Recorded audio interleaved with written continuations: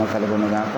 మరొకసారి ఈ రీతిగా ఈ యొక్క శుక్రవారపు దినము యొక్క ఆరాధన పురస్కరించుకొని దేవుని యొక్క సన్నిధానంలో చేరి ఉన్నటువంటి మనమందరం కూడా ధన్యులము, దీవించబడిన వాళ్ళం. దేవునికి స్తోత్రం. దేవుని బిడ్డలారా, అది ఇది వరకు మనకు అనేక విషయాలు జ్ఞాపకం చేసినటువంటి రవి పాస్టర్ గారిని బట్టి దేవుని స్తుతిస్తూ ఉన్నాను. సిలువలో మరి యేసు ప్రభుల వారు ఏ రీతిగా అయితే శ్రమ పడ్డాడో ఆ సిలువ శ్రమల్ని ధ్యానిస్తూ మన జీవితాల్లో కూడా ఏ రకమైన శ్రమలు వచ్చినా కూడా మనము ధైర్యంతో ముందుకు సాగాలి. మన మాదిరి పురుషులైనటువంటి క్రీస్తును మనం జ్ఞాపకం చేసుకోవాలి. హల్లెలూయా. ఒక చిన్న పాటకు పల్లవి చరణం పాడి మనము దేవుని వాక్యంలోనికి వెళ్దాం. బ్రతుకు బాటలో వెతుకులాటలో హతుకుల గతుకునా చితికిన బ్రతుకును, బ్రతుకు బాటలో వెతుకులాటలో హతుకుల గతుకునా చితికిన బ్రతుకు, సాతాను సంకెళ్ళలో పాపాల స్తుతి స్వాలలో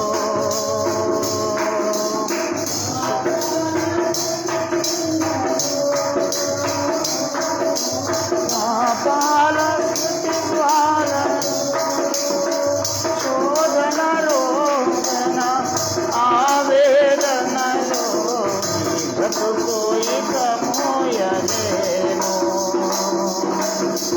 శోధన రోదన ఆవేదన ఈ బ్రతుకు ఇక మోయలేను. ఈ నామమే హృదయగానం, ఈ వాక్యమే హృదయ ధ్యానం. ఈ నామమే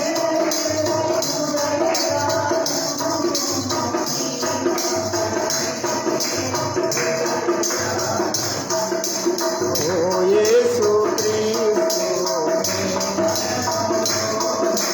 నా బ్రతుకు కడతేరని, పరలోకమును చేరని. ఓ యేసు క్రీస్తు నీ స్మరణలో నా బ్రతుకు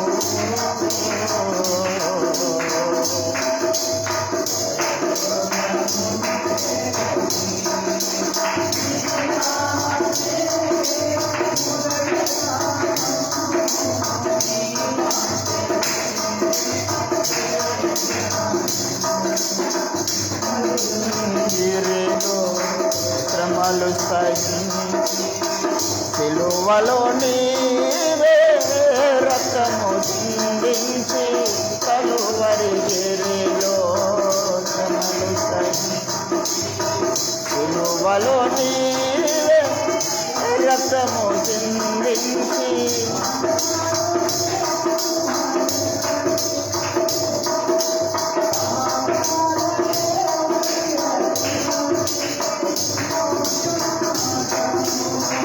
చూపిన దేవా రక్షణ మార్గము ఏ ప్రభువా, మోక్ష మార్గము చూపిన దేవా రక్షణ.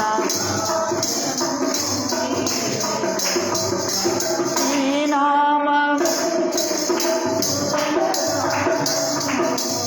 ఈ వాక్యమే హృదయ ధ్యానం.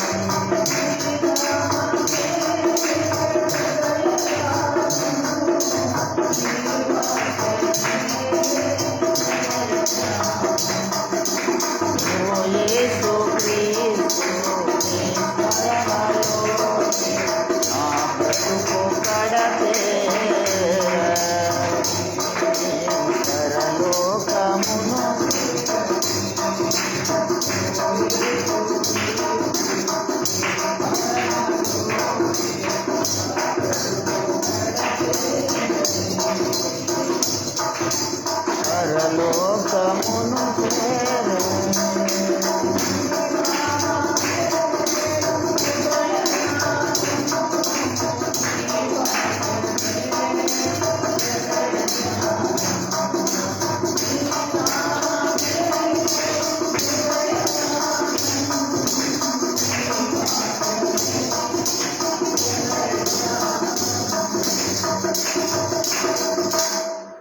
పేతురు రాసినటువంటి పత్రిక 3వ అధ్యాయం. పేతురు రాసినటువంటి పత్రిక 3వ అధ్యాయము చిన్న మాట చదువుకొని మనము ముందుకు సాగుదాం. 17వ వచనం చదువుతున్నాను. దేవుని చిత్తం అలాగున్న ఎడల కీడు చేసి శ్రమపడుట కంటే మేలు చేసి శ్రమపడుటయే బహుమంచిది. ఏలయనగా మనలను దేవుని యొద్దకు తెచ్చుటకు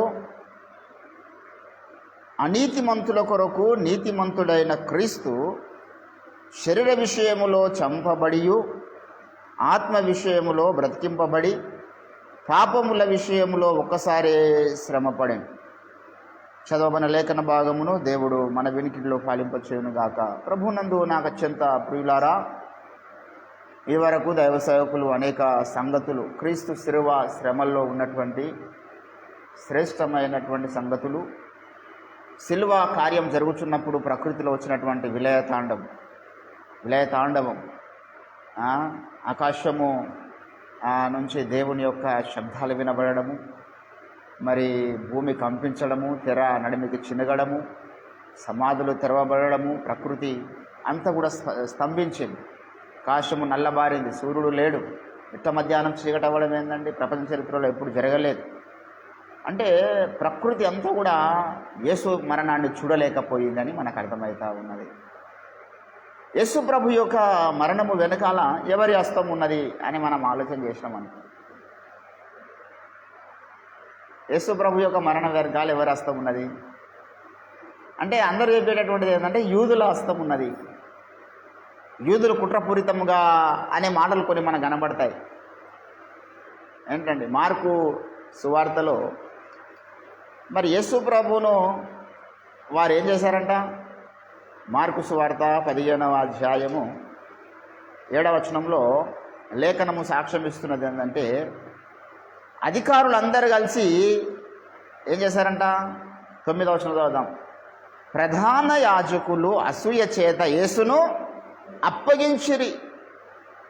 ఏంటండి, అసూయ చేత యేసును అప్పగించిరి అని పిలాతు తెలుసుకొని యేసు ప్రభువును మరి యూదులు అప్పగించారు మరణానికి. మరి పేతురు కూడా అంటాడు తన ప్రసంగంలో, అపోస్తుల కార్యము మరి 2వ అధ్యాయములో ఆయన ప్రసంగంలో ఏమన్నాడు? 36వ వచనంలో, మీరు సిలువ వేసిన ఈ యేసును దేవుడు ప్రభువుగాను క్రీస్తుగాను నియమించెను. ఇది ఇజ్రాయేలీ సమాజం అంతా కూడా మీరు రూఢిగా తెలుసుకొనవాలి. ఎవరు చంపారు చెప్పండి? యూదులు అసూయ చేత అప్పగించారు. యూదులు ఆయనను సిలువ వేసి రోమా సైనికుల చేత చంపబడడానికి అప్పగించబడిన వారు. మరి యేసు ప్రభు యొక్క మరణం వెనకాల ఎవరి హస్తం ఉన్నదంటే మనకు కనబడే హస్తాలు ఇవి. ఇప్పుడు మొన్న ఒక దైవజనుడు చచ్చిపోయాడు, ప్రవీణ్ పగడాల గారు చనిపోయారు. ప్రవీణ్ పగడాల గారు చనిపోవడానికి ఆయన వెనకాల ఉన్న హస్తం ఎవరిది అని ఈరోజు ఇన్వెస్టిగేషన్లు చేస్తూ ఉన్నారు. నిన్న మన సుప్రీంకోర్టులో దాని మీద కేసు వేశారు. సిబిఐ ఎంక్వైరీ జరగాలి దీని మీద అని క్రైస్తవ నాయకులు మంకుపట్టు పట్టారు. ఇప్పుడు పబ్లిక్ కనబడుతున్నటువంటి సీన్ ఏంటంటే, ఆ దైవజనుడు హైదరాబాద్ నుంచి బయలుదేరుతున్నప్పుడు మొదట కనిపించినటువంటి వైన్స్లో వెళ్ళి ఒక వైన్స్లో ఒక బాటిల్ తీసుకున్నాడు. మళ్ళా కొంత దూరం పైన ఇంకో బాటిల్ తీసుకున్నాడు. మళ్ళీ కొంత దూరం మీద ఇంకో బాటిల్ తీసుకున్నాడు. అట్లా 3 స్థలాల్లో ఆయన మద్యము కొనుగోలు చేసి మరి ఆ మత్తులో డ్రైవింగ్ చేసి అప్పటికే 2-3 సార్లు ఆయన బండి మీగలు పడ్డాడు. తర్వాత 3వసారి అయినా కొవ్వూరు గేటు దగ్గర మరి అదుపు తప్పి రోడ్డు పక్కన పడి చనిపోయాడని ఇన్వెస్టిగేషన్లో తేల్చారు. ఒక కోణంలో ఈరోజు ప్రభుత్వాలు సర్వే చేసి ఇన్వెస్టిగేషన్ చేసి ఇచ్చినటువంటి రిజల్ట్ అది. కానీ వాస్తవానికి ఆ రిజల్ట్ న్యాయమైనది కాదు. ఇన్వెస్టిగేషన్ ఎట్లా చేయాలంటే, తెలంగాణలో మిర్యాలగూడలో ఒక కులహత్య జరిగింది. ఒక ఎస్సీ అబ్బాయి వైశ్య కుటుంబానికి చెందినటువంటి అమ్మాయిని ప్రేమించాలని వివాహం చేసుకున్నాడని ఆ అమ్మాయి వాళ్ళ డాడీ ఎప్పుడు ప్లాన్ చేసిండు ఆ అబ్బాయిని చంపడానికి. ఇన్వెస్టిగేషన్లో ఇవన్నీ చెప్పారు వాళ్ళు. అప్పుడు ఉన్నటువంటి ఎస్పీ గారు ఇన్వెస్టిగేషన్ ఏంటంటే పలానా టైంలో ఈయన చంపుదామని ప్లాన్ చేశాడు, దాని కొరకు 2 సంవత్సరాల టైం వాళ్ళు తీసుకున్నారు. ఒక సుపారీని అసలు చంపిన వానికి ఎంత ఇచ్చారో తెలుసా? చంపినటువంటి వ్యక్తికి వాళ్ళు ఇచ్చింది కేవలం 25,000. వాడెంత కరువులో ఉన్నాడు చూడండి. 25,000కు మనిషి ప్రాణం తీయడం ఏంటండి? శర్మగాడు ఎవడైతే ఉన్నాడో చంపినటువంటి శర్మ, ఆయన తలకాయ నరికేసినటువంటి అబ్బాయి 25,000 మనకి ఇచ్చారంట. ఈ మధ్యలో ఇంకా 12 మంది మరి ఉండి వీళ్ళు ₹1,00,00,000 డీల్ మాట్లాడుకొని ఎక్కడో బీహార్ నుంచి వాడిని తెప్పించారు. ఇక్కడికి వచ్చి ఒక కోడిని కట్ చేసిపోతే వానికి ఇస్తారు కదా, హలాలు చేసేటటువంటి వానికి ₹10 ₹20 ఇస్తారు కోడికి అలా హలాలు చేస్తే. అట్లా ఇన్వెస్టిగేషన్లో ఇవన్నీ పూర్వాపరాలు చెప్పారు. ఎక్కడెక్కడ వాళ్ళు వచ్చారు, ఎట్లా చేశారు, ఏం మాట్లాడారు, ఎవరెవరికి మాట్లాడారు, ఎంతమంది వీళ్ళ మీద కన్నేశారు, ఎక్కడెక్కడ ప్రయత్నాలు చేశారు చంపదామని, ఎట్లా మిస్ అవుతూ వచ్చాడు, ఆ రోజు ఆ స్పాట్కి ఎట్లా వాళ్ళు వెళ్ళగలిగినరు. దేవుని బిడ్డలారా, ఇన్వెస్టిగేషన్ అంటే అంత పర్ఫెక్ట్గా ఉంటుంది. కానీ ఇప్పుడు ఒక దైవజనుడి యొక్క మరణం వెనకాల ఏం జరిగిందనేది ఎవరికి తెలియదు. ఈ భూమి మీద ఒక మనిషి మరణానికే ఇన్వెస్టిగేషన్లో రకరకాలుగా వస్తున్నాయి. ఇప్పుడు దేవుని కుమారుని మరణం జరిగింది భూమి మీద. ఇప్పుడు ఆ ఇన్వెస్టిగేషన్ మనం చేద్దాం. దేవుని కుమారుని మరణం యొక్క ఇన్వెస్టిగేషన్ చేద్దాం. ఎవరు చంపారు, దీని వెనకాల ఎవరి హస్తం ఉన్నది అంటే భౌతికంగా మనకు కనబడుతున్నది. అక్కడ యూదులు కనబడుతున్నారు, రోమా సైనికులు కనబడుతున్నారు, తన శిష్యుల్లో ఒకడైనటువంటి ఇస్కరియోతు యూదా కనబడుతున్నాడు అప్పగించడానికి. ఇది భౌతిక సంబంధమైన లోకంలో మనకు కనబడేటటువంటి ఇన్వెస్టిగేషన్లో మనకు వచ్చేటటువంటి రిజల్ట్. మీరు సిలువ వేశారు యేసును, మీరు చంపారు యేసును, అసూయ చేత మీరు అప్పగించారు యేసును. కానీ వాస్తవానికి దాని వెనకాల పెద్ద హస్తాలు ఉన్నాయి. ఏంటంటే ఇప్పుడు కొంతమంది నాకు చాలా అద్భుతం అనిపించింది. ఒక ఆయన రాజా బోడా అని ఒక ఆయన ఉన్నాడు, అమెరికాలో ఉంటాడు. ఆయన అక్కడి నుంచి అంటున్నాడు, ఆ దైవ సేవకుని చంపే విషయంలో చాలా పెద్ద పెద్ద హస్తాలు ఉన్నాయండి. దాని వెనకాల కేంద్ర మంత్రి అమిత్ షా గారి యొక్క హస్తం ఉన్నది, చిన్నజీర స్వామి యొక్క హస్తం ఉన్నది. ఆయన డిక్లేర్ చేసినటువంటి పేర్లు ఇవన్నీ. మేబీ ఉండొచ్చు, మనకు తెలియదు. ఇప్పుడు యేసు ప్రభు యొక్క మరణం వెనకాల కూడా మొదట తండ్రి యొక్క హస్తం ఉన్నది. దేవుడే యేసు ప్రభుని లోకానికి మరణించడానికి పంపినాడు. ఆయన ఈ లోకంలోనికి వెళ్ళాలి. ఎందుకు వెళ్ళాలి, ఎందుకు మరణించాలంటే దాని వెనకాల ఇంకొకరు హస్తం ఉన్నది. మనిషి అన్న ప్రతి ఒక్కరి హస్తం ఉన్నది. ఎందుకంటే వీళ్ళు పాపములు చేసి అపరాధములు చేసి ఉన్నారు కాబట్టి వీళ్ళని రక్షించడానికి. అంటే వాస్తవాలు మనం గమనిస్తే కొలస్సీలకు రాసినటువంటి పత్రికలో అపోస్తలుడైనటువంటి పౌలు భక్తుడు అంటాడు, మరి కొలస్సీలకు రాసినటువంటి పత్రిక 1వ అధ్యాయము 19వ వచనంలో ఏమన్నాడు చూడండి ఒకసారి. ఆయన యందు సర్వసంపూర్ణత నివసింపవలెననియు ఆయన శిలువ రక్తము చేత ఒక సంధి జరగాలి పరలోకంలో. దేవదూతలకు దేవునికి మధ్య ఒక సంధి జరగాలి, దేవునికి మనుషులకు మధ్య ఒక సంధి జరగాలి, మానవ జాతికి దేవునికి విశ్వపౌరులందరికి మధ్యలో ఒక సంధి జరగాలి.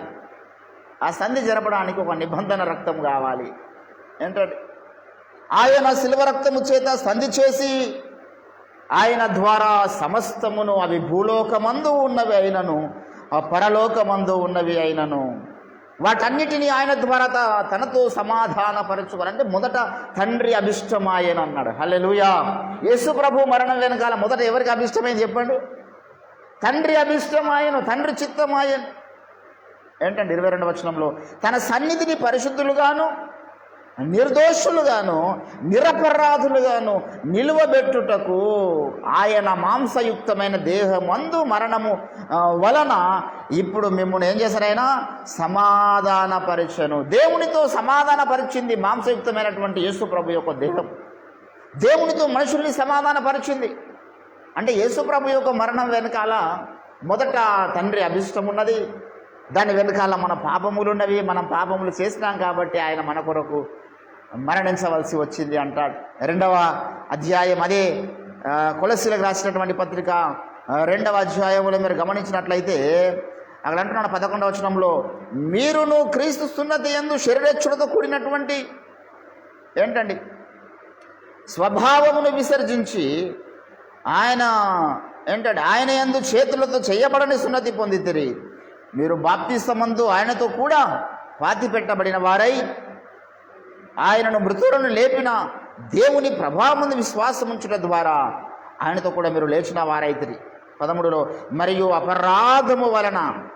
అపరాధముల వలన శరీరమంద సున్నతి పొందకపోవట వలనను మీరు మృతులై ఉండగా దేవుడు ఏం చేసినంట, వ్రాతపూర్వకమైనటువంటి ఆజ్ఞల మీద మనకు రుణముగాను మనకు విరోధముగాను ఉండినటువంటి పత్రమును మేకులతో సిలువకు కొట్టి దాని మీది చేవ్రాతను తుడిసివేసి మనకు అడ్డము లేకుండా దానిని ఎత్తివేసి మన అపరాధములన్నిటినీ క్షమించి ఆయనతో కూడా మిమ్మును జీవింపజేసెను. ఇంకా మళ్ళా అధికారులకు ప్రధానులకు అంటే యేసు ప్రభు యొక్క మరణము జరగకపోతే మన మీద ఒక రుణం ఉంటుంది.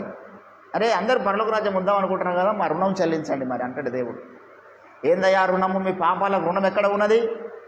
49వ కీర్తనలు అంటాడు 9వ వచనంలో, వారి ప్రాణ విమోచన ధనము బహు గొప్పది. నువ్వు రుణం తీర్చాలనుకో, నీ వల్ల అవుతుందా? అది దేవుడు అడుగుతాడు. అడిగి పోయిన తర్వాత ఏంటండి వారి ప్రాణ విమోచన ధనము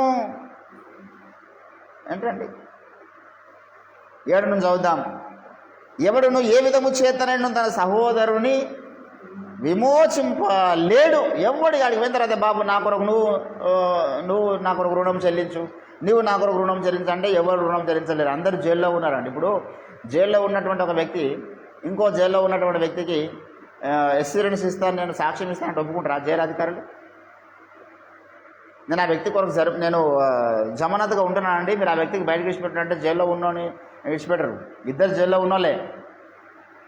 ఆ వ్యక్తి జైల్లో ఒక తప్పు చేసి నేరం చేసిపోయిన వ్యక్తికి ఇంకొక మంచి వ్యక్తి రావాలి, తప్పు చేయనివాడు రావాలి జరిమానా చెల్లించడానికి, ఎక్స్పీరియన్స్ ఇవ్వడానికి మంచి వ్యక్తి రావాలి, సాక్ష్యం ఉన్న వ్యక్తి రావాలి. దేవుని బిడ్డలారా ఇక్కడ అంటున్నాడు, ఎవడు ఏ విధము చేతనైనా తన సహోదరుని ఎప్పటికీ ఏం చేయలేడంట, విమోచింపలేడు. వాడు కుళ్ళు చూడక నిత్యము బతుకున్నట్లు వాని నిమిత్తము దేవుని సన్నిధిని ఏం కావాలి, ప్రాయచిత్తము చేయగల వాడెవడును లేడు.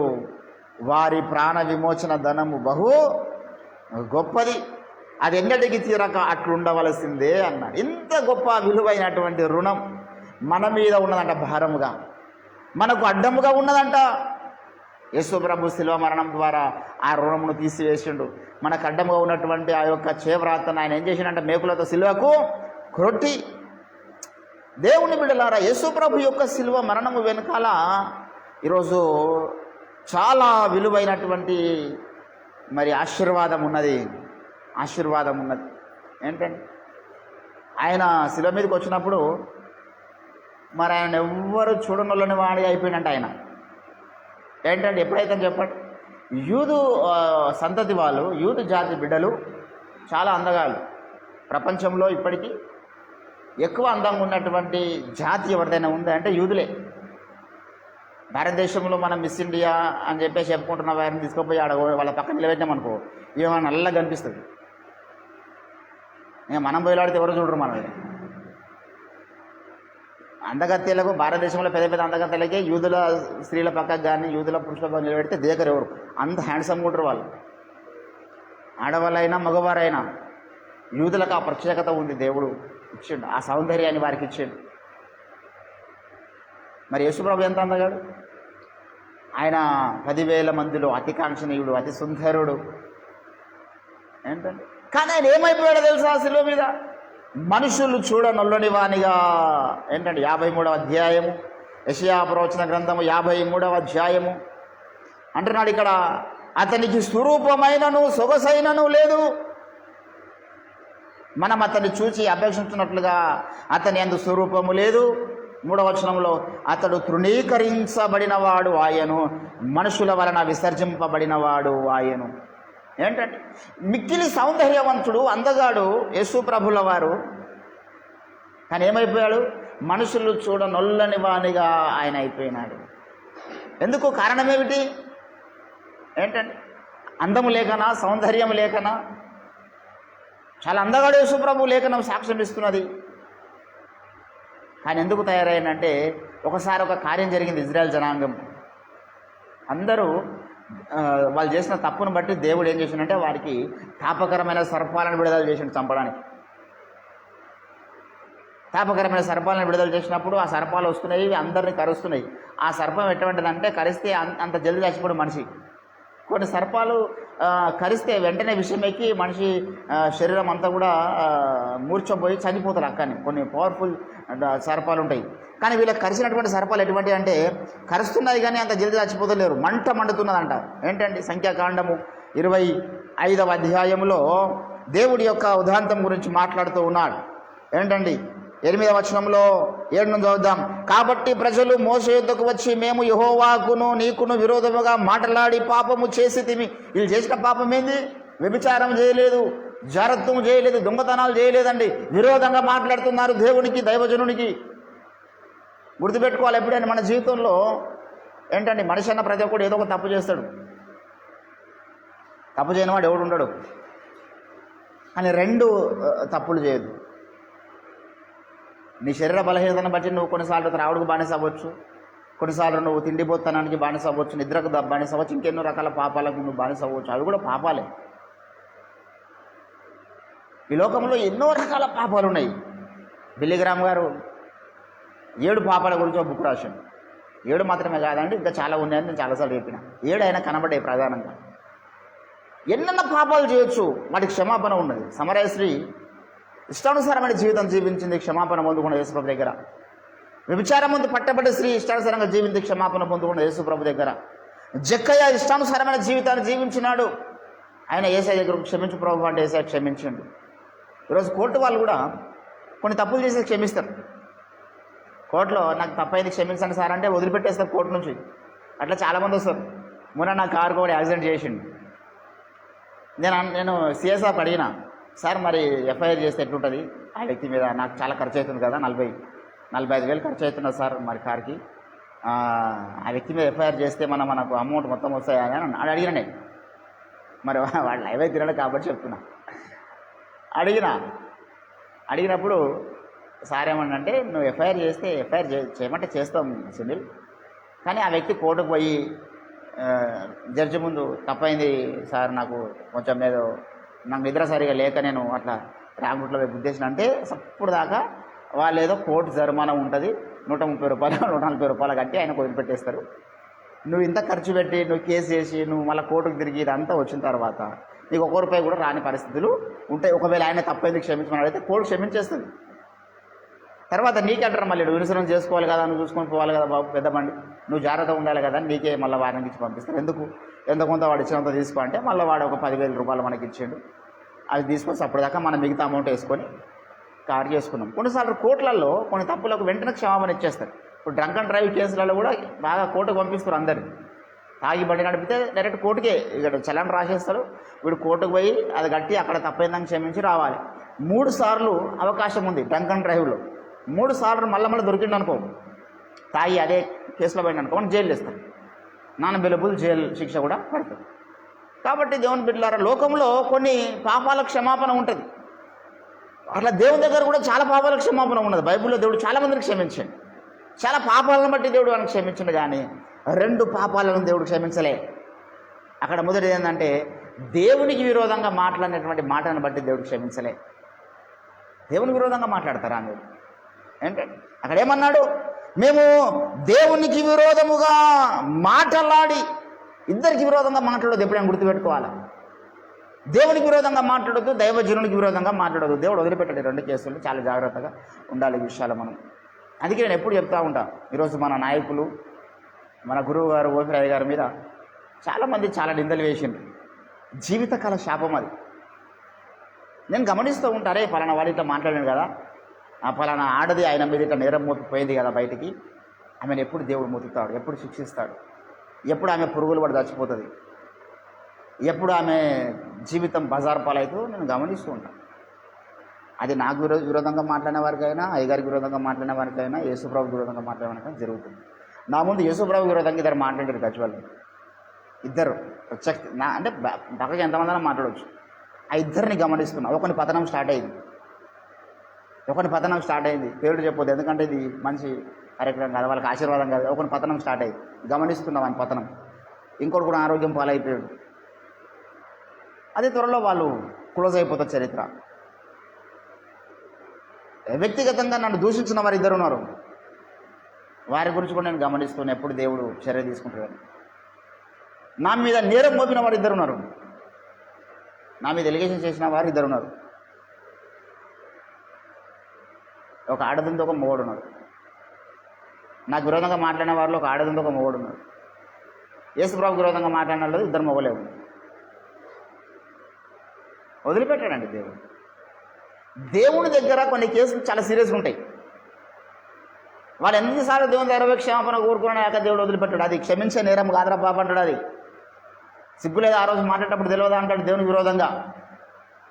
దేవుని బిడ్డలారు ఏదో అజ్ఞానంలో ఉన్నారు, చీకట్లో ఉన్నారు, దేవుని గురించి తెలియని వాళ్ళు మాట్లాడడం అనేది క్షమించే నేరం. అది మళ్ళీ వారు కూడా దేవుని విరోధంగా మాట్లాడవచ్చు, వారు కూడా దైవజనులకు విరోధంగా మాట్లాడవచ్చు. ఈరోజు ఎంతమంది అంటున్నారండి దైవజనులు అంటే ఏముందంటే వారు ఎక్కువ పని లేక ఏదో బతుకు తెరవ కొరకు సేవ చేస్తున్నారు అంటున్న వాళ్ళు ఎందరో ఉన్నారు.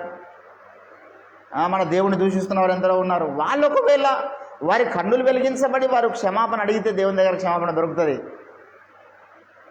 కానీ దేవుని నమ్మి కన్నులు వెలిగించబడి దేవునికి కానీ దేవుడు ఏర్పాటు చేసుకున్న నాయకుని కానీ విరోధంగా మాట్లాడితే దేవుడు క్షమించలేదు. ఇక్కడ అంటున్నాడు, అక్కడ మేము నీకు విరోధముగా ఏంటండి 7వ వచనంలో ఏమన్నాడు?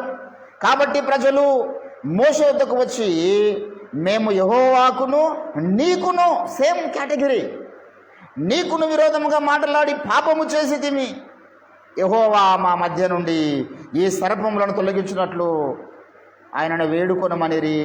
ఏంటండి ఆ సర్పములు వచ్చి ఏంటంటే వారు సొమ్మసిల్లిపోతున్నారు. ఆ సర్పములు కరిచిన మనుషులందరూ కూడా. దేవుని బిడ్డలారా, అప్పుడు మోషే ప్రార్థన చేసాడు. ఏమని? ప్రభువా, ఈ ప్రజలు తెలివి లేని వారు, దయచేసి ఈ ప్రజలను ఏం చేయమన్నాడు? ఏంటండి 8వ వచనంలో మోషే ప్రజల కొరకు నువ్వు ప్రార్థన చేయగా యెహోవా ఏం చెప్తున్నాడు? నీవు తాపకరమైనటువంటి సర్పము వంటి ప్రతిమను చేయించి స్తంభం మీద పెట్టుము, అప్పుడు కరువబడిన ప్రతివాడును దాని వైపు చూచి బ్రతుకునని మోషేకు సెలవిచ్చెను. కాబట్టి మోషే ఇత్తడి సర్పము ఒకటి చేయించి స్తంభము మీద దానిని పెట్టెను. అప్పుడు సర్పపు కాటు తినిన ప్రతివాడును ఆ ఇత్తడి సర్పమును దాన్ని నిదానించి చూసిన ప్రతివాడు బ్రతికెను. ఏంటండి ఇప్పుడు ఎట్లుంటుంది పరిస్థితి? మనం ఆలోచన చేద్దాం. వాళ్ళని కరిచి చంపుతున్నటువంటిదే ఆ సర్పం. ఆ సర్పం యొక్క విష ప్రభావాన్ని బట్టి అనేకులు వాళ్ళ కుటుంబంలో ఎవరైనా చచ్చిపోయి ఉంటారు. ఇప్పుడు మన కుటుంబంలో ఎవరైనా పాము కూడా చచ్చిపోయారు అనుకో, మనం పామును మొక్కమంటే మొక్కుతావా? మన కుటుంబంలో కుక్కర్ చచ్చిపోయారు అనుకో, కుక్కర్ అంటే మొక్కుతాం మనం? నీ కుటుంబంలో ఆ కుక్క కరిచింది, వాడు చచ్చిపోయాడండి, అదే కుక్కను మొక్కనే మొక్కుతారు వాడన్నా? అంటే దాన్ని చూడడానికి అసహ్యం వేస్తుంది వీరికి. ఎందుకు? అది చాలా ఘోరమైనటువంటి పరిస్థితి మా జనాంగంలో కలిగించింది కదా. మనుషులు దాన్ని చూడడానికి ఇష్టపడే పరిస్థితి లేదు. యేసురావు అంటాడు, ఆ సర్పం ఎట్లయితే ఎత్తబడిందో, మీరు అసహించుకున్నారు కదా సర్పాన్ని చూడడానికి, అట్లా నేను కూడా అసహించబడడానికి ఎత్తబడుతున్నాను అన్నాడు. యోహాను సువార్త ఏంటండి? యోహాను సువార్త 3వ అధ్యాయము, యోహాను సువార్త 3వ అధ్యాయం 15వ వచనంలో ఏమంటున్నాడు? అరణ్యములో 14 చదువుతున్నా. అరణ్యములో మోషే సర్పముని ఎలాగూ ఎత్తెనో అలాగునే విశ్వసించు ప్రతివాడు నశింపక ఆయన ద్వారా నిత్య జీవము పొందినట్లు మనుష్య కుమారుడు ఎత్తబడెను. సర్పం ఎట్లయితే ఎత్తబడిందో అరణ్యంలో, ఆ సర్పాన్ని చూసిన వాళ్ళు ఎట్లయితే బ్రతికిపోయారో, అట్లా యేసు ప్రభుల వారు శిలువ మీదకి ఎత్తబడ్డాడంట. మనుషులు చూడడంలోని వాడికి ఎత్తబడ్డాడు. అసహించుకునే స్థితిలో ఎత్తబడ్డాడు ఆయన. అట్లా ఎందుకు అయిపోయాడండి? స్వరూపమైన అంత సొగసైన లేనివాడు ఎందుకు అయిపోయాడు ఆయన అంటే, మనందరి పాపములు ఆయన మీద మోపబడ్డాయి కాబట్టి. నా పాపములు ఆయన మీద మోపబడకన ముందు చాలా ఉన్నతమైనటువంటి అందగాడు, సౌందర్యవంతుడు, లేత మొక్కవాడు, ఎదిగినవాడు, రవ్వంతా ఆయన జీవితంలో పాపం ఉన్నదని ఎవడు నిరూపించలేనటువంటి జీవితం జీవించిన వాడు. ఎప్పుడైతే మనందరి పాపములు ఆయన మీదకి వచ్చినాయో, మనుషులు మాత్రమే కాదు దేవుడు కూడా చూడడానికి ఇష్టపడలేదు. ఏంటంటే దేవుడు కూడా చూడడానికి ఇష్టపడలేడు. ఇంతకుముందు రవి పాస్టర్ గారు గుర్తు చేశారు, నా దేవా నీవు నన్నెందుకు చెయ్యి విడిచితివి. ఏంటంటే చదవండి ఒకసారి ఆ మాట. యోహాను సువార్త, మత్తయి సువార్త దయచేసి 28వ అధ్యాయము, మత్తయి సువార్త 27వ అధ్యాయము 40-46. ఏలి ఇంచుమించు 3 గంటల వేళ యేసు ఏమంటున్నాడు? ఏలి ఏలి లావా సబక్తా అని బిగ్గరగా కేక వేసాను. ఆ మాటకు నా దేవా నా దేవా నన్నెందుకు చెయ్యి విడిచితివి అని అర్థం. ఎందుకన్నాడు ఆ మాట అంటే 22వ కీర్తనలో దావీదు ప్రవచించినటువంటి ప్రవచనం, అది మొదటి వచనంలో. ఎందుకన్నాడు ఆ మాట? అయ్యో ఎందుకు విడిచినావు అనేటటువంటి రోదన కాదు ఆయనకు.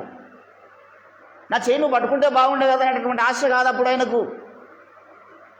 ఎందుకు విడిచావో ఈ ప్రజలకు తెలవాలి. హల్లెలూయా. ఎందుకు విడిచావో ఈ ప్రజలకు తెలవాలి. నన్ను ఎందుకు విడిస్తావన్న బాధ నాకు లేదు, నన్ను విడిచిపెడతావని తెలుసు. ఏంటండి ఆ సమస్త సింహాసనాన్ని, సమస్త వైభవాన్ని, ఆయన దేవునితో సమానుడుగా ఉండేటువంటి ఆ భాగ్యాన్ని ఎంచుకోలేదు. ఆయన వదిలిపెట్టొచ్చు భూమి మీదికి. ఇక్కడికి వచ్చిన తర్వాత దేవుడు చెయ్యి విడిచిపెట్టడాన్ని యేసుప్రభు అనుకోలే. ఖచ్చితంగా విడిచిపెడతాడని తెలుసు, విడిచిపెట్టడమే న్యాయమని తెలుసు. కానీ ఎందుకు విడిచావో అందరికీ తెలియదు. ఏంటంటే నా దేవా నా దేవా నువ్వు నా చెయ్యి ఎందుకు విడిచినావు అంటే అందరి పాపములు నీ మీద మోపబడినాయి కాబట్టి నీ చెయ్యి విడవాల్సి వచ్చింది. ఈ కారణం తెలవాలి కదా ప్రజలకు. ఎందుకు దేవుడు వదిలిపెట్టిండంటే ఆయనకు. ఈరోజు చాలామంది అంటున్నారు వీరు దేవుడు దేవుడు దేవుడు అని మొదలుకుంటున్నటువంటి యేసుప్రభునే ఒక సందర్భంలో దేవునికి అసహ్యం వేసి ఆ పైన దేవుడే వదిలిపెట్టినట్రా బాబా ఆయనను. మీరు ఆయన దేవుడు దేవుడు అంటున్నారు. ఎందుకు వదిలిపెట్టినో తెలియదు ఈ వ్యక్తులకు. ఆయన ఆ రోజు చెయ్యి వదిలిపెట్టకపోతే, ఆ రోజు మానవ జాతి యొక్క పాపం ఆయన మీద మోసుకోకపోతే నీ మీద రుణముగా, నీ మీద భారముగా ఉండినటువంటి పాపమును ఎవడు తీసివేస్తాడు? నీ కొరకు క్రయధనం ఎవడు చెల్లిస్తాడు? నీ ప్రాణ విమోచన ఎక్కడికి వస్తుంది? నీకు పుష్కర స్నానాల ద్వారా నీకు పాప విమోచన దొరుకుతుందా? ఏమేమో కథలు అడుగుతున్నారు. గంగా యమున సరస్వతి 3 నదులు వచ్చి కలుస్తాయండి ప్రయాగరాజులో, అక్కడ పోయి మునిగి వస్తే పాపాలు పోతాయని చెప్తున్నారు. దేవుడు పిల్లరా మంచిదే మునగండి, మేము దాన్ని వ్యతిరేకించడం వాళ్ళం కాదు. ప్రయాగరాజులో పోయి లేకపోతే పుష్కర స్నానాలు చేయడం వల్ల మన పాపాలు పోయేదే వాస్తవం అయితే, ఆ దేవదేవుడు ఈ భూమి మీదకి వచ్చి రుద్రము కాల్చాల్సిన అవసరము లేదు కదా. ప్రయాగరాజులో పాపాలు క్షమించబడేదే వాస్తవం అయితే ఋగ్వేదం తప్పవుతుంది, శుక్ల యజుర్వేదం తప్పవుతుంది, యజ్ఞ యాగాల గురించి మాట్లాడిన గ్రంథాలు అవి, రాజసూయం గురించి మాట్లాడినటువంటి వేదం తప్పవుతుంది, అజమేధం గురించి మాట్లాడిన సామవేదం తప్పవుతుంది. మరి ఇప్పటికి ఏం చేస్తారు? పాపక్షమాపణ కొరకు అవి మాట్లాడుతున్నాయి కదా గ్రంథాలు. సర్వపాప పరిహారం రక్తప్రోషణం అవసరం అని గ్రంథాలు చెప్తున్నాయి కదా. మరి ఈ నదిలో మునిగితే పోయడానికి ఇంక గ్రంథాల్లో వేదాంతం అంటే ఎందుకు? ఆలోచించరు ఎవరు. దేవుని బిడ్డలారా, ఈరోజు యేసు ప్రభుల వారి యొక్క శిలువ మరణము ఒక్కసారి ఆయన మరణించాడు, కానీ ఆ మరణములో కొన్ని కోట్ల మంది ప్రజలకు విమోచన క్రయధనం ఉన్నది. కొన్ని కోట్ల మంది మీద మోపబడినటువంటి రుణము భారము కొట్టివేసే ప్రక్రియ ఉన్నది. ఆయన మనందరి కొరకు ఆ శిలువలో శాపమైపోయినాడు, శాపగ్రాహి అయిపోయినాడు. గలతీయులకు రాసినటువంటి పత్రిక 3వ అధ్యాయములో పౌలు జ్ఞాపకం చేస్తూ ఉన్నాడు. ఏంటండి 3వ అధ్యాయము దయచేసి 14వ వచనం చదువుదాం. ధర్మశాస్త్రము యొక్క ఏంటండి అబ్రహాము పొందిన ఆశీర్వచనము క్రీస్తు యేసు ద్వారా అన్యజనులకు కలుగుటకాయ్. క్రీస్తు మన కోసం ఏమైనట్టు? ఆయన శాపగ్రాహి అయి మనలను ధర్మశాస్త్రం యొక్క శాపము నుండి విమోచించెను. ఇందును గురించి మ్రాను మీద విరననేవాడు ఏమంటున్నాండి? శాపగ్రస్తు. లోకంలో దిష్టి కాన్సెప్ట్ ఉంది.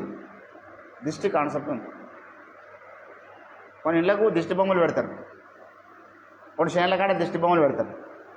ఏదైనా పంట మంచిగా పండుతుంది అనుకో, ఏదైనా కన్నుబడి నా పంటకు దిష్టి అవుతుందేమో అని ఆడొక వికారంగా ఉన్నటువంటి బొమ్మను తీసుకుపోయి పెడతారు. ఎందుకు? దాన్ని చూసిన వాడు అసహించుకొని అక్కడి నుంచి వెళ్ళిపోవాలి, ఎడిస్ట్ తలకొద్దని. ఈరోజు యేసుప్రభుల వారు కూడా అందరి కొరకు ఏమైంది, ఆయన మనుషులు చూడని వాడిగా అయిపోయాడు. నా మీద పడాల్సినటువంటి శిక్ష ఆయన మీద పడ్డది కాబట్టి ఆయన శాపమై మిక్కిలి సౌందర్యవంతుడైనటువంటి ఆ దేవదేవుని కుమారుడు మనం అసహించుకునే వారిగా అయిపోయింది సిలువ మీద, మనం చూడని వారిగా తయారైపోయింది సిలువ మీద. కారణం ఏమిటంటే నీకు రుణముగా, నీకు భారముగా ఉన్నటువంటి ఆ పాపాన్ని తీసివేయటకు. ఏంటంటే మన మూలవాక్యం అంటున్నాడు, ఆయన ఒక్కసారే ఈ కార్యము చేశాను, సిలువలో ఈ కార్యము చేశాను యేసు ప్రభుల వారు. ఏంటండి శరీరములో చంపబడి ఏంటండి ఏలయనగా మనలను దేవుని యొద్దకు తెచ్చుటకు ఆయన సిలువ మరణం పొందిండంట. దేవుని యొద్దకు మనల్ని ఏం చేసిండ, మార్గము చేసిండు ఆయన. ఏప్రిల్ రాసినటువంటి పత్రికలు అంటాడు పౌలు, ఆయన మీ కొరకు ఏర్పాటు చేసినటువంటి మార్గము ఇది సిలువ రక్తం. ఏంటండి 7వ అధ్యాయము 24వ వచనంలో అంటున్నాడు, ఈయన నిరంతరము ఉన్నవాడు గనుక మార్పు లేని యాజకత్వము కలిగిన వాడాయను. ఈయన తన ద్వారా దేవుని యొద్దకు వచ్చు వారి పక్షమున విజ్ఞాపనము చేయుచు ఉన్నాడు. ఏంటంటే తన ద్వారా దేవుని యొద్దకు వచ్చుటకు ఒక మార్గం ఏర్పాటు చేసినటువంటి మనిషి యేసుక్రీస్తు. పవిత్రుడు, నిర్దోషి, నిష్కల్మషుడు, పాపులు చేరక ప్రత్యేకంగా ఉన్నవాడు ఆయన. ఆయన రక్తము ద్వారా, తన రక్తము ద్వారా దేవుడు ఏం చేసిండండి, ఒక మార్గమును పరలోక రాజ్యానికి ఏర్పాటు చేసిన వాడు అయినాడు ఆయన. అదే హెబ్రీ పత్రిక 9వ అధ్యాయము దయచేసి 12వ వచనం చదువుదాం. ఈయన అయితే ఏమంటున్నాడు, 10:12 9 అన్నాడు కదా, 10:12 చూద్దాం. ఈయనైతే పాపముల నిమిత్తమై సదాకాలము నిలుచు ఒక్క బలి అర్పించి అప్పటి నుండి తన శత్రువులను తన పాదముల పీఠముగా చేయబడు వరకు కనిపెట్టుచు దేవుని కుడి పార్శ్వమున ఆసీనుడాయను. ఒక్క అర్పణ చేత ఈయన పరిశుద్ధపరచబడిన వారికి సదాకాలమును సంపూర్ణముగా చేసి ఉన్నాడు. ఏంటంటే ఒక్క అర్పణ క్రీస్తు ఒక్క శిల్వ యజ్ఞము ద్వారా ఈరోజు మానవ జాతికి విడుదల దొరుకుతుంది అన్నాడు. ఆయన ఒక్కసారి మరణించడం ద్వారా ఏమొచ్చిందంట మనకు, ఆయన శరీర విషయంలో చంపబడి మనల్ని బ్రతికిస్తూ ఉన్నాడు యేసు ప్రభుల వారు. ఈ లోకానికి అర్థమైతే లేదు, మనం చెప్పే కాడికి చెప్తాం. ఏంటంటే ఇప్పుడు ఆ పుట్టలకు పాము పోయిందిరా ఆయన, ఆ పుట్ట దగ్గర తిరగకు, ఆ పుట్టలో ఏరు పెట్టగా చెప్పినాం అనుకోండి, అయినా వాడు పుట్టకానే ఆడుకుంటున్నాడు పాము పుట్టకాడ. అప్పుడప్పుడు ఆ పుట్టలో ఏలు పెడుతున్నాడు అనుకో, ఎవరికి ప్రమాదం? మనకేమన్నా ప్రమాదమా? క్రైస్తవులు ఈరోజు చేస్తుంది అది. బాబు మీరు యేసుప్రభు శిలువ రక్తం దగ్గరికి రాకుండా కనుక అటెండే జీవిస్తే మీరు ప్రమాదంలో ఉన్నారు నాయన. ఏ క్షణం మీ గుండె ఆగిపోయినా, ఏ రీతిగా మీరు చచ్చిపోయినా ఈ లోకంలో, మీరు యాక్సిడెంట్లో చచ్చిపోవచ్చు, రోగంలో చచ్చిపోవచ్చు, ఉడబెట్టుకొని చచ్చిపోవచ్చు, బయలుదేరి చచ్చిపోవచ్చు, గొడవలలో చచ్చిపోవచ్చు, లేకపోతే మీరు టైం అయిపోయి వయసు అయిపోయి చచ్చిపోవచ్చు. ఏదో రీతిగా మరణం గ్యారంటీ కదా.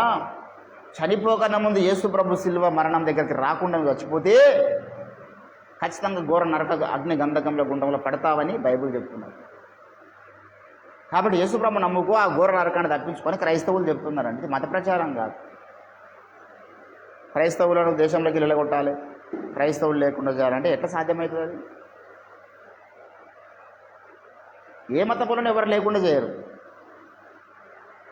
మనమంతా భారతీయులం. ఇక్కడ సిటిజన్షిప్ మనకుంది. ఇక్కడ మన పితరులు ఇక్కడ బ్రతికారు, జీవించున్నారు. కొంతమంది కొన్ని కుటుంబాలలో వాళ్ళ పితరుల వంశపారంపర్యంగా చూస్తే వాళ్ళు అంతకుముందు ఏదో ఒక ధర్మాన్ని ఆశిస్తారు. తర్వాత కొంతకాలం ముస్లింలు, కొంతకాలం క్రిస్టియన్స్, కొంతకాలం రకరకాల పరిస్థితులు ఉంటాయి. ఏంటంటే సుప్రీంకోర్టు 100 సార్లు చెప్తుంది, బాబు మతం అనేది వ్యక్తిగతం నాయన. మతానికి ఈ దేశ పౌరునికి సంబంధం లేదు. ఏ పౌరుడైనా ఏ మతంలో రోజుకో మతాన్నైనా వాడు స్వీకరించవచ్చు, వాడి ఇష్టం. ఈరోజు యేసుప్రభు నచ్చిండు, యేసుప్రభుకు చేయంటున్నాడు. రేపు రాముడు నచ్చవచ్చు, రాముడికి చేయనొచ్చు. ఎల్లుండి అల్లా నచ్చవచ్చు, అల్లాకి చేయనొచ్చు. అవతల ఎల్లుండి ఏ దేవుడు లేడిపోయి నాకు ఏం మంచి అయితే లేదు, ఎవరు నమ్మినా మంచి అయితే లేదు, దేవుడే లేడు అనొచ్చు. మీరు హిందువులుగా ఉంటేనే భారతదేశంలో ఉండడు అంటున్నవారు, మరి నాస్తికుడికి ఏమంటారండి? నాస్తికుడు ఏ దేవుడు నమ్మడు కదా. నాస్తికులు ఎంతమంది ఉన్నారు భారతదేశంలో?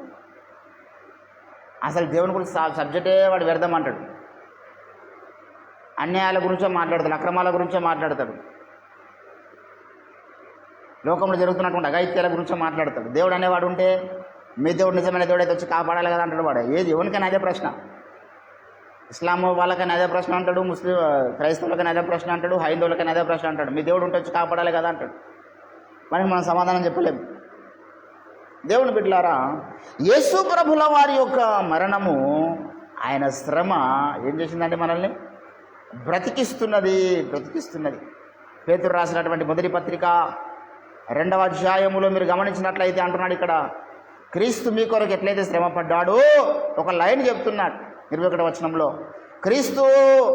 క్రీస్తు కూడా మీ కొరకు బాధపడి మీరు తన అడుగుజాడల యందు నడుచుకున్నట్లు మీకు మాదిరి ఉంచిపోయేను. యేసుప్రభుల వారు మనకు సిలువను మాదిరిగా పెట్టిపోయింది. ఆయన సిలువ శ్రమల్ని మాదిరిగా పెట్టిపోయింది. ఆయన గుడ్ ఫ్రైడే అంటే అర్థం ఏంటంటే సిలువ శ్రమల్ని జ్ఞాపకం చేసుకోవాలి. పోయిన సంవత్సరం అంతా నా జీవితంలో ఏమైనా సిలువ శ్రమలు ఉన్నాయా? పోయిన సంవత్సరం అంతా నా మీద ఎవరైనా మరి సూటిపోటి మాటలు నా మీద ఏమైనా మాట్లాడిరా? పోయిన సంవత్సరం అంతా నన్ను ఎవరైనా వెలివేసిరా దేవుని కొరకు? ఎవరైనా నన్ను చీపు చూసారా? ఏంటండి ఈరోజు దేవుని బిడ్డలారా, సిలువ శ్రమలు లేవు. సమాజంలో ఉన్నతమైన స్థానం కావాలి. ఎక్కడ నామోషిగా ఉండొద్దు. ఎక్కడ మనలో ఉన్నటువంటి పాప నియమాన్ని చంపుకునే ప్రక్రియ లేదా, ఎక్కడ సిలువ శ్రమ ఉందంటే అని చాలాసార్లు మనలో ఉన్న పాప నియమాన్ని చంపుకోవాల్సి వస్తుంది. చూసిందల్లా కొందామనిపిస్తుంది కొన్నిసార్లు, చూసిందల్లా తిందామనిపిస్తుంది కొన్నిసార్లు. చంపుకోవాలి. నేను అన్నజనుల యొక్క ఇష్టం నెరవేర్చడానికి పిలువబడ్డవాడిని కాదు. అది చేయడానికి అవకాశం ఉన్నది కానీ అలాగూ నేను చేయను అంటాడు పౌలు. అన్నిటి యందు నాకు స్వాతంత్రం ఉన్నది కానీ అన్నీ చేయదగినవి కాదు. దేవుని బిడ్డలారా, ఈరోజు శ్రమల గురించి మాట్లాడుతున్నాడు. క్రీస్తు మీ కొరకు ఒక మాదిరి ఉంచిపోయినాడు. ఆయన పాపము చేయలేదన్నాడు 22వ వచనంలో. ఆయన యందు ఏ దోషము ఏ కపటము ఆయన నోట కనబడలేదన్నాడు. మన నోట ఏదైనా కపటం కనబడుతుందా? మన నోట ఏదైనా దోషం కనబడుతుందా? 23వ వచనంలో ఆయన దూషింపబడి బదులు దూషింపలేదు, ఆయన శ్రమ పెట్టబడి బెదిరింపక న్యాయముగా తీర్పు తీర్చు దేవునికి తను తాను అప్పగించుకొనెను.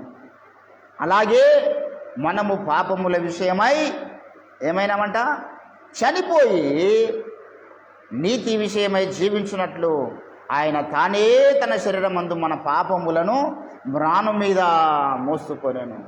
ఎట్లా జీవించడానికి మోసాడు ఆయన? మొదటి కార్యం ఏంటి? మనకు రుణముగా మనకు భారముగా ఉన్నటువంటి ఆ పత్రమును కొట్టివేయడానికి యేసుప్రభు శిలువలో మరణించినాడు. మనల్ని జీవింపజేయడానికి శిలువలో మరణించినాడు. మనకు క్రయధనం చెల్లించిన శిలువలో మరణించినాడు. మన నీతిమంతులను చేయడానికి శిలువలో మరణించినాడు. మన దేవునితో సమాధానపరచడానికి శిలువలో మరణించినాడు. మనల్ని పరలోక రాజ్య పౌరులుగా చేయడానికి శిలువలో మరణించినాడు. మన మీద ఉన్నటువంటి నరక భయమును తొలగించడానికి శిలువలో మరణించినాడు.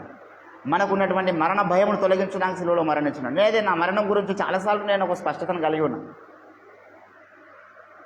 నేను చచ్చిపోయిన తర్వాత లోకం తర్వాత ఏం జరుగుతుంది తర్వాత సంగతి.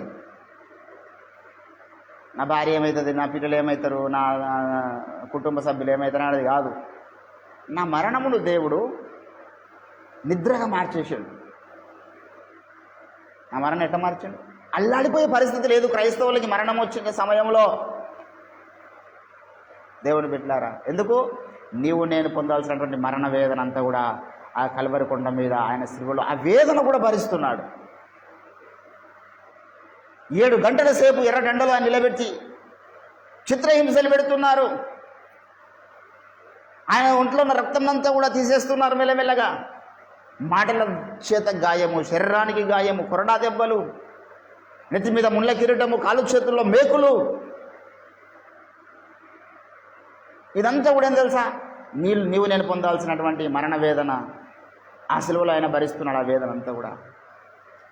అందుకే ఆ వేదన ఆయన మీద నింపబడ్డది, పాపం ఆయన మీద మోపబడ్డది. అసహ్యం వేస్తున్నాడు చూడడానికి. మనమే లోకంలో ఫర్ ఎగ్జాంపుల్ ఇప్పుడు నుంచి వెళ్తున్నామండి, ఫస్ట్ అక్కడ పోగానే ఏదైనా యాక్సిడెంట్ అయ్యి ఒక వ్యక్తి లారీ పై కింద పడడానికి. ఓ రోజు ఈ అయ్యప్ప కిరాణా షాప్ దగ్గర ఏమైందంటే రోడ్డు నుంచి లారీ వస్తుంది.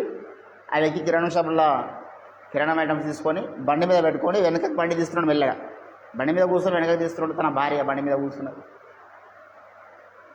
ఇట్లా మళ్ళేసరికి ఆ వ్యక్తి ఒక హ్యాండిల్కు ఆ లారీ టైర్ పట్టుకొని గుంజుకొని పోయి ఆ వ్యక్తి ఇట్లా అవతలి పడ్డాడు. తన యొక్క కాలు మీద నుంచి లారీ టైర్ వెళ్ళిపోయింది.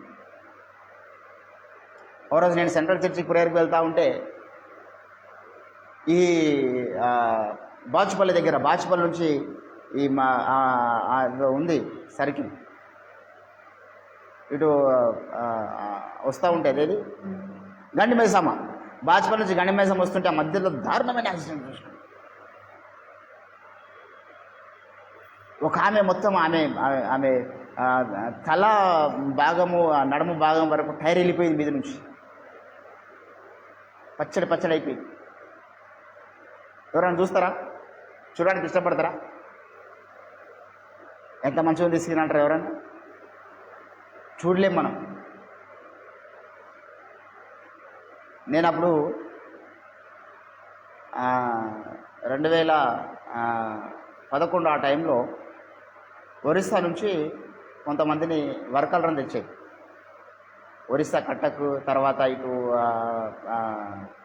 అదేది శ్రీకాకుళం, ఇచ్చాపురం నుంచి కూడా ఒకసారి తెచ్చాను. అది మొత్తం బార్డర్, ఆంధ్ర బార్డర్ ఇచ్చాపురం, అవతల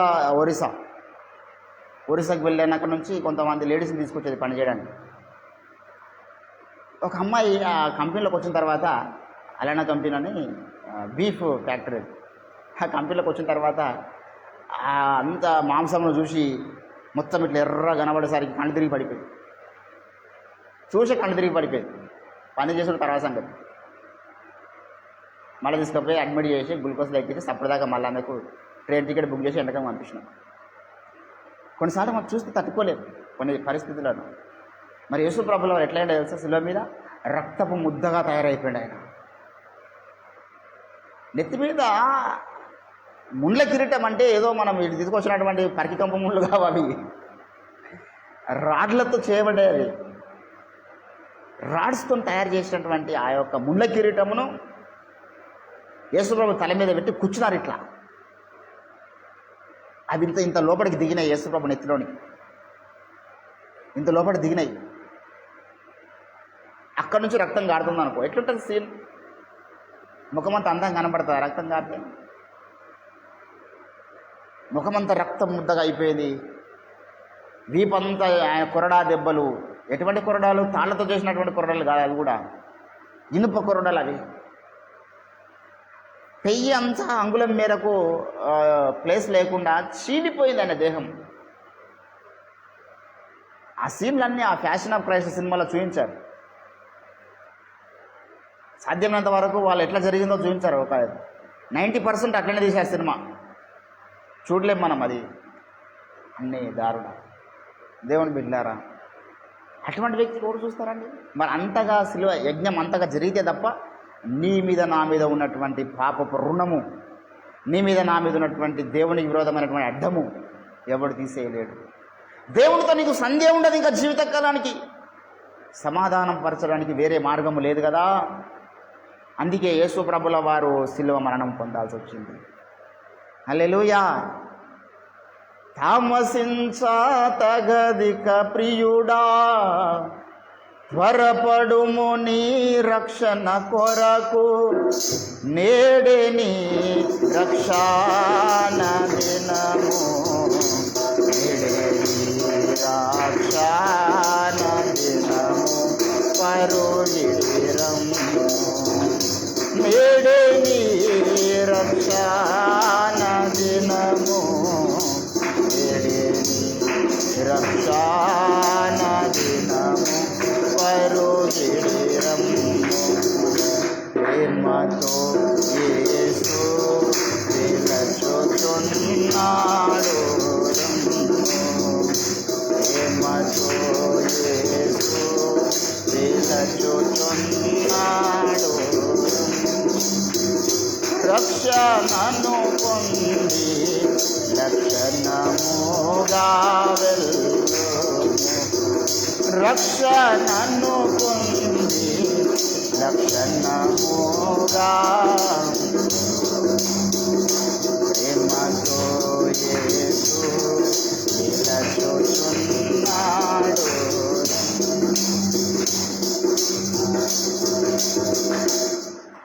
దేవుని బిడ్డలారా, ఇలా అన్ని చరణాలు అంటాడు. ముండ్ల కిరీటమును ధరించి ముఖముపై ఉమ్మి వేయబడే, ముండ్ల కిరీటమును ధరించి ముఖముపై ఉమ్మి వేయబడే, ప్రాణమిడెనే ప్రాణమిడేసు సిలువలో పరుగిడిరం, ప్రాణమిడేసు సిలువలో, ప్రాణమిడేసు సిలువలో పరుగిడిరం. ప్రేమతో యేసు పిలచుచున్నాడు, పాపమెరుగని ప్రభుని కొరకు పాపముగను చేయబడెను, పాపమెరుగని ప్రభుని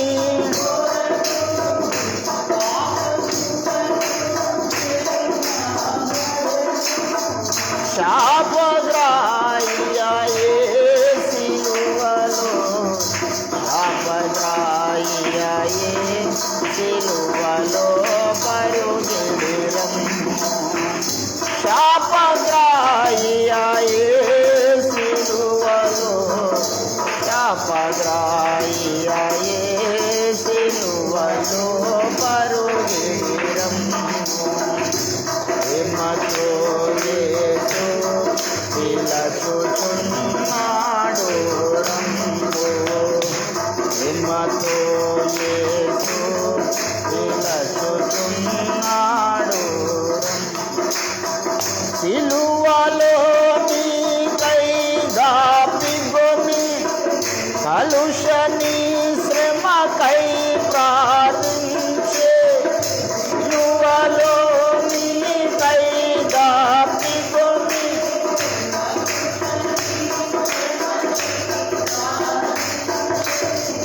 అరచి ప్రాణమిడే నీ కొరకు, అరచి ప్రాణమిడే నీ కొరకు పరుగిడిరం, అరచి ప్రాణమిడే నీ కొరకు, అరచి ప్రాణమిడే నీ కొరకు పరుగిడిరం. ప్రేమతో యేసు పిలచుచున్నాడు, ప్రేమతో యేసు పిలచుచున్నాడు. దేవుని బిడ్డలారా, యేసు ప్రభుల వారి రోజు మానవ జాతికి అవసరమైన క్రయధనము ఆయన చెల్లించినాడు. That's why Good Friday is not a normally Friday, ఏదో అందరికీ ఉన్నటువంటి ప్రత్యేక అదేదో నార్మల్ డే కాదు. యేసుప్రభు చనిపోయిన దినం ఇది సుదినం. ఆయన ఒక్కడు బాధపడ్డాడు, ఆయన ఒక్కడు శ్రమ పడ్డాడు, ఆయన ఒక్కడు వేదన పడ్డాడు సిలువలో, ఆయన ఒక్కడు మరణమైనాడు లోకంలో. ఈరోజు కోట్ల మందికి వెలుగును నింపిండు ఆయన, కోట్ల మందికి ఈరోజు నరకమును తప్పించిండు ఆయన, కోట్ల మంది పాప క్షమాపణకు కారకుడైనాడు ఆయన, కోట్ల మంది మీద రుణముగా ఉన్నటువంటి పాప భారముకు ఆయన విలువను కట్టినాడు, ఆయన రుణమును తీర్చున్నాడు ఆయన. అందుకే అంటాడు, దప్పికున్న వాళ్ళారా నా యొద్దకు రండి, రూకరు లేకపోయినాను మీరు నా యొద్దకు రండి, నేను మీ పక్షమున రుణము చెల్లిస్తాను. ఈరోజు యేసు ప్రభు అంటే దేవుని బిడ్డలారా, నేను చాలాసార్లు చెప్తూ ఉంటాను, ఆయన ఎక్కడ కూడా మనకు కోళ్ళు అడగలేడు, కొబ్బరికాయలు అడగలేడు, ఏ రకమైన దహన బలులు అడగలేడు. ఆయన నీవే ఆయనకేమన్నాడు, ఇష్టమైన బలిగానే దేహమును సమర్పించమన్నాడు సిలువలో. దేవుని బిడ్డలారా, ఈరోజు నీవు నేను ఆయనకు ఏమిచ్చి ఆయన రుణము తీర్చలేము.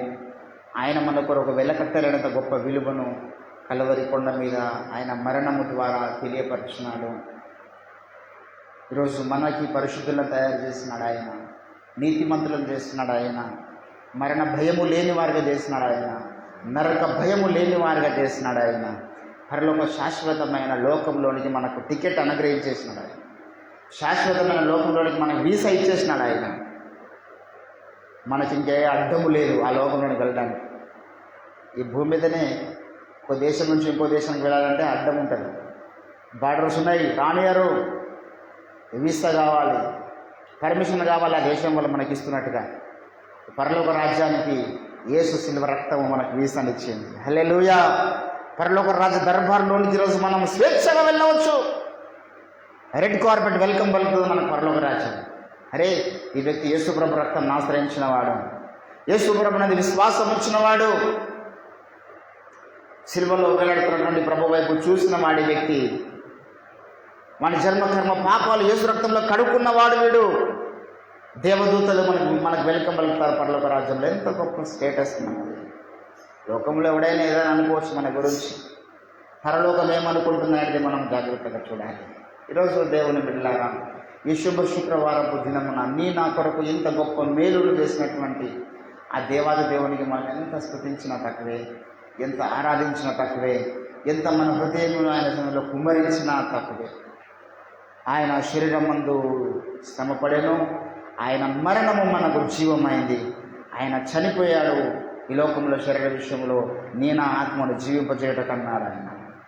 ఈరోజు ఒక్కసారి యేసు ప్రభువు చేసినటువంటి శిలువ యజ్ఞమును జీవితకాలం అంతా జ్ఞాపకం చేసుకుంటూ కొనసాగుతున్న మనం ధన్యులం, భాగ్యవంతులం, ఆశీర్వదించబడిన వాళ్ళం. ఇంత గొప్ప ఆశీర్వాదం భూమి మీద లేదండి. ఏదైనా గొప్ప ఆశీర్వాదం ఉందంటే ఆ వ్యక్తి జీవితంలో సిలువ సిలువ సిలువ సిలువలో యేసు ప్రభు గార్చిన రక్తం, అదే గొప్ప ఆశీర్వాదం. 1000 కోట్లు ఉన్నదానికంటే గొప్ప ఆశీర్వాదం అది. దాన్ని బట్టి మనం అతిశయించుదాం. సిలువ యందు అతిశయించమంటాడండి. సిలువ యందు తప్ప మరి దేని యందు అతిశయపడు నాకు దూరం అవునుగా కానీ పోవాలన్న మాటలు జ్ఞాపకం చేసుకుంటూ మరొకసారి సిలువకు మనల్ని మనము అంకితం చేసుకుందాం. సిలువ శ్రమల్లో ఆనందించడానికి ఇష్టపడదాం. యేసు ప్రభు యొక్క సిలువ మరణాన్ని వృధా కాకుండా మన శేష జీవితం అంతా మనము ఆయన కొరకు సాక్షులుగా జీవిస్తాం. దేవుడి కొద్ది మాటలు మన వెంటిలో ఫలింపు చేయనుగాక. ప్రార్థన చేసుకుందాం. కొద్ది నిమిషములు దేవుని బిడ్డలారా ప్రభు సన్నిధిలో. దేవా, నీ ఉన్నతమైన ఉపదేశము కొరకు నీకు స్తోత్రములు.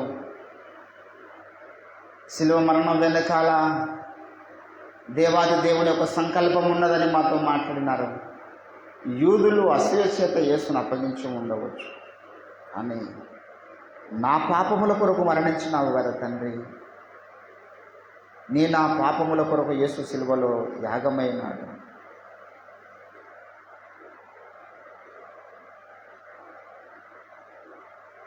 ఆనాటి యూదులే నిన్ను చంపిరనుకుంటే, కాదు కాదయ్యో నా పాపరుణమునకి. సిలువాలో బలి అయినా దేవుని గొర్రెపిల్ల, విలువైన నీ ప్రేమను వివరింప. దేవుని ప్రేమకు ఫలమానమేది? ఆనాటి యూదులు చంపిరు అనుకుంటున్నామా, లేకపోతే నీ పాపముల కొరకు యేసు మరణించినాడు అనుకుంటున్నామా? నా పాప రుణమునకు నువ్వు శిలువలో మరణించినావు. నీ గొప్ప త్యాగము కొరకు నీకు స్తోత్రములు అందామా కొద్ది నిమిషములు. దైవమా నీకు స్తోత్రాలు. హల్లెలూయా, హల్లెలూయా, హల్లెలూయా, హల్లెలూయా.